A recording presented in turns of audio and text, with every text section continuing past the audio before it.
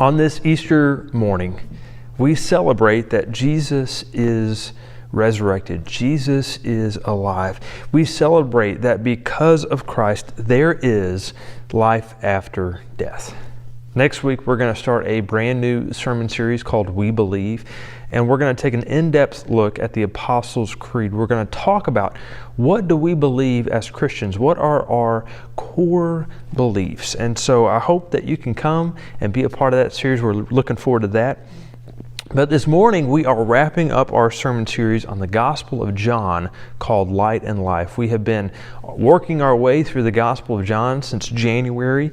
And today we share in the story of Jesus' resurrection. Today we celebrate that Christ is risen. Christ is risen indeed. And so now let us hear the good news of the Easter story.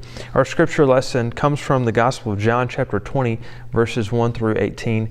And I'm reading from Eugene Peterson's paraphrase, The Message. Early in the morning, on the first day of the week, while it was still dark, Mary Magdalene came to the tomb and saw that the stone was moved away from the entrance. She ran at once to Simon Peter and the other disciple, the one Jesus loved, gasping for breath.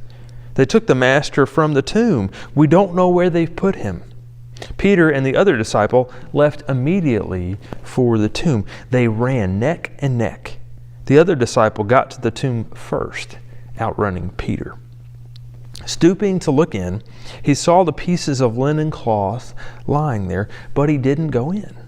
Simon Peter arrived after him, entered the tomb, observed the linen cloths lying there, and the kerchief used to cover his head, not lying with the linen cloths, but separate, neatly folded by itself.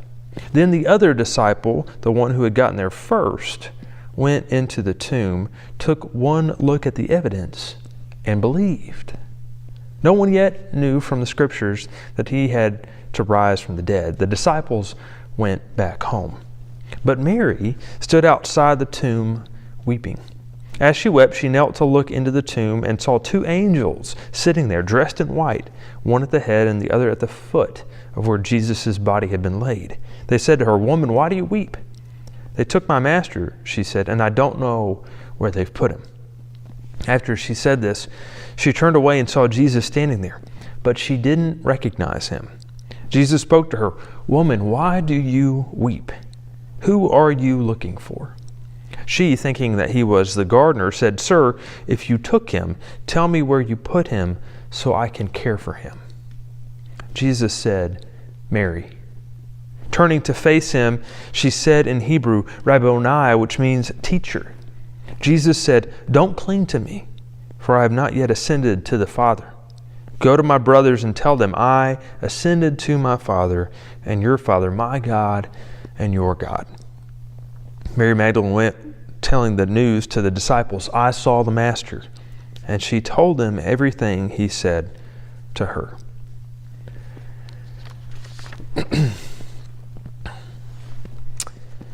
There is a lot of running in this story.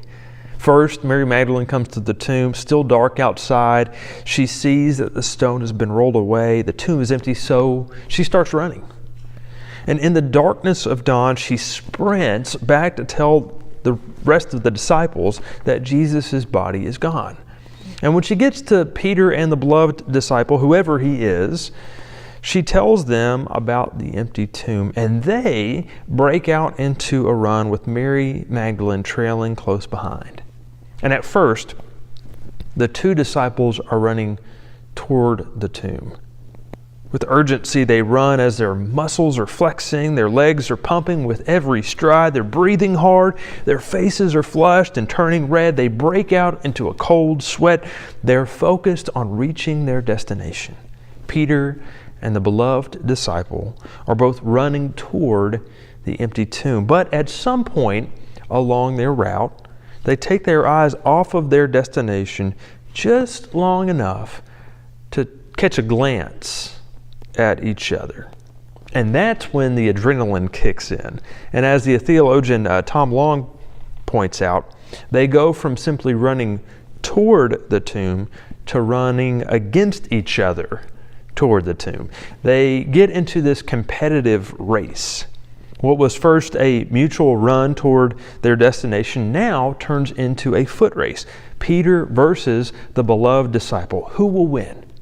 They run because of the excitement of it all, the urgency, the dread, but that doesn't explain why their mad dash to the tomb turns into a track meet. Deep down, I think we know why they started racing. Competition took over. They wanted each of them to be first. And as the theologian and saint of the church, Ricky Bobby, once said, if you ain't first, you're last. In one lane, you have Peter, who is the rock on which Jesus will build his church. He's the one who kind of seems to be the one of the most prominent leaders in the group among the other disciples. And in the other lane, you have the beloved disciple. He seems to be the one who is closest to the heart of Jesus. Who will win, Peter or the beloved disciple? Who will arrive at the tomb first? Well, John makes sure to tell us that the beloved disciple is the first to arrive. And I love that John provides this little detail. Many scholars believe that the beloved disciple is actually John himself. And so if that's the case, it's clear why John would want to include this little detail about him arriving at the tomb first. He's the first to appear inside this empty tomb. And we're told that he is the first to believe. Even though he doesn't fully understand all of the implications of what this means, even though he doesn't understand all of the theology, even though he still has questions and fears and doubts, the beloved disciple is the first to believe. He's the first to arrive at Easter. The New Testament theologian N.T. Wright talks about this moment of belief for the beloved disciple by writing, he saw and believed that the new creation had begun, believed that the world had turned the corner out of its long winter and into spring at last, believed that God had said yes to Jesus, to all that he had been and done, believed that Jesus was alive again. Other disciples arrive at Easter in other ways. Mary Magdalene, we read, doesn't believe until she stands face to face with the risen Christ, and he calls her by her name, Mary. Some of the other disciples don't believe until Jesus actually shows up unannounced in their room that night. Thomas doesn't believe until the risen Christ lets him touch his wounds in his side and in his hands. But the beloved disciple believes without seeing. He doesn't hear Jesus call him by name. He doesn't see the risen Christ in the flesh. He doesn't touch the wounds in Jesus' hands or side. All he does is he bends down and peers into the dark, empty tomb, and we're told that he believes. And as the resurrected Jesus will say later, blessed are those who have not seen and yet have come to believe. Peter and John, or the beloved disciple, return home, but Mary lingers at the tomb. And I wonder if she's taking a break from running to try to catch her breath. And there she is all alone, and she begins to weep. Mary's at this tomb, she's distraught, and the hopelessness that Mary faces at this moment is something that we all face at times. In those dark moments of life, we're left wondering, will I ever get through this? Will things ever work out? Is everything really going to be okay? Is there any hope? And it's during this dark moment that Mary experiences the resurrection. The gardener asks, "Why are you crying?" And Mary responds, "They've taken my Lord away, and I don't know where they've put him."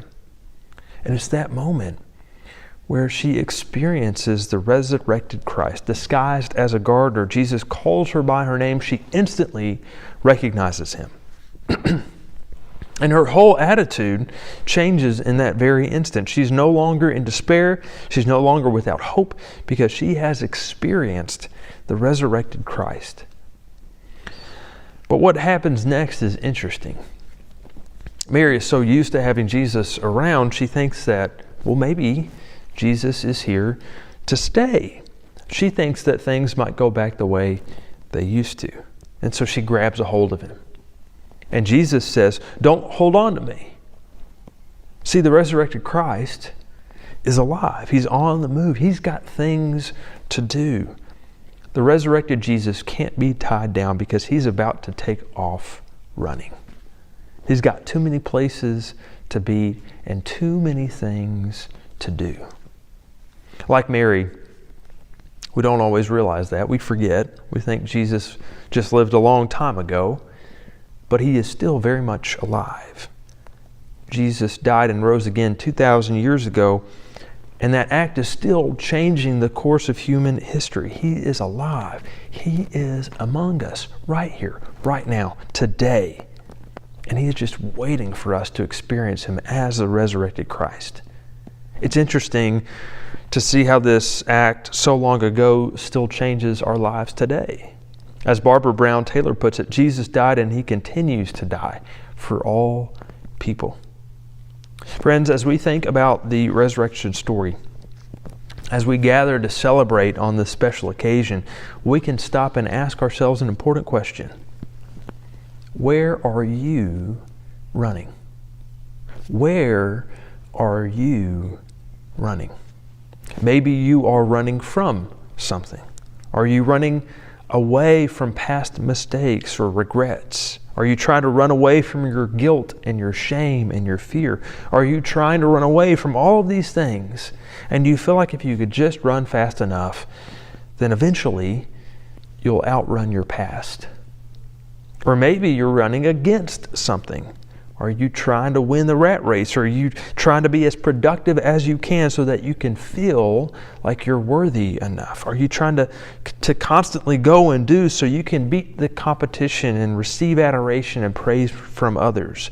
And you feel like as long as you win the race, then you'll be loved, then you'll be accepted, then you'll be worthy. Where are you running? This morning on Easter Sunday, Jesus invites us all to go on a run. Don't worry, it's not a literal run, but Jesus is inviting us to run the race of life. And as soon as Jesus appears to his disciples after his resurrection, he sends them out. He sends them out on this run. He gives them the Great Commission, "Go, therefore, and make disciples of all nations, baptizing them in the name of the Father and of the Son and of the Holy Spirit, and teaching them to obey everything that I have commanded you." Jesus might as well have said, "On your mark, get set, go." And Jesus is offering that same message to us today. Friends, you are called to run your race. You're called to live with urgency and expectation and vibrancy and immediacy and purpose and determination. You're called to go out and to make disciples of Jesus Christ. You're called to go out and love your neighbor as you love yourself. You're called to go out and to reach the lost, the lonely, and the hurting. You're called to go out and to make a difference for God's kingdom. Peter and the beloved disciple race toward the tomb. The beloved disciple gets there first and he believes. Now again, it's true that some scholars say that the beloved disciple is John himself. And that may be the case. But don't you find it interesting that John doesn't tell us outright? John doesn't include that detail. Perhaps that's John's way of leaving room for us to place ourselves directly into this story. Who is the beloved disciple? You. You are the beloved disciple. You are the one whom Jesus dearly loves. You are the one who is invited to believe without seeing. So on your mark, get set, go.